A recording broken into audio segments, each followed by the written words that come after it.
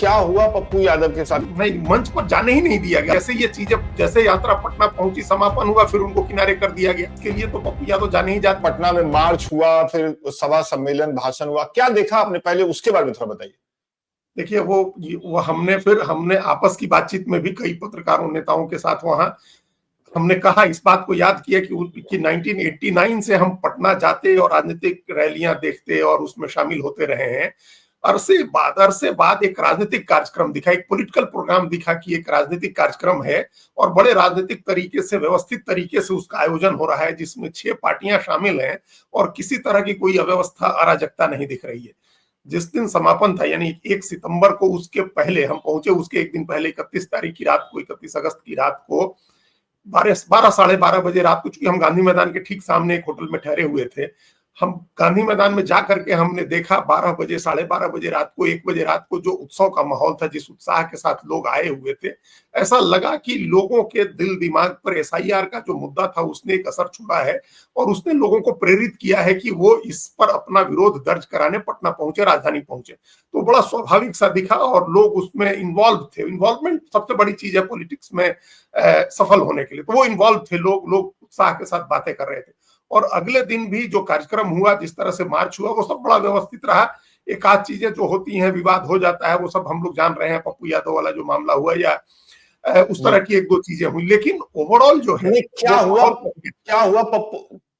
पप्पू यादव के साथ? क्योंकि हमने वो तस्वीर देखी है जिसमें पप्पू यादव माथा पे हाथ रख के बैठे हुए हैं, लेकिन वो विवाद था क्या? आप थे वहां, आपने देखा अपनी नजरों से? क्या उनको मन से हटाया गया या चढ़ने नहीं दिया गया या क्या हुआ? नहीं, मंच पर जाने ही नहीं दिया गया। असली समस्या यह है कि उनको लगातार रोका जा रहा है, वो इन्वॉल्व हो रहे हैं। और हम एक बात और बताएं कि पटना की सड़कों पर जो भीड़ थी, जो पोस्टर होर्डिंग्स लगे थे और कांग्रेस का जो जलवा बना था, वो बनाने में उनका बड़ा हाथ था, पप्पू यादव का। इसके बावजूद किसी न किसी तरह का की एक गांठ है जो खुल नहीं रही है। देखिए, उनको जो तरजीह मिली वो सीमांचल में मिली, जहां प्रियंका गांधी यात्रा में शामिल हुई। सुपौल से लेकर के दरभंगा, अररिया, पूर्णिया, उस इलाके में उनको तरजीह दी गई क्योंकि उनका इलाका था, वो वहां से एमपी है निर्दलीय, उनकी पत्नी वहां से एमपी रही हैं, अभी राज्यसभा की सांसद हैं, तो उस इलाके में तरजीह मिला। फिर जैसे यात्रा पटना पहुंची, समापन हुआ, फिर उनको किनारे कर दिया गया, फिर उनको मंच पर जगह नहीं मिली। तो एक तो मंच पर जगह नहीं मिली, हालांकि उसके बाद का जो दृश्य था वो थोड़ा नाटकीय था, और इसके लिए तो पप्पू यादव जाने ही जाते हैं, वो थोड़ी नाटकीयता तो कर ही देते हैं, अति नाटकीयता आई जाती है उनके व्यवहार में। उनको मंच पर चढ़ने नहीं दिया गया।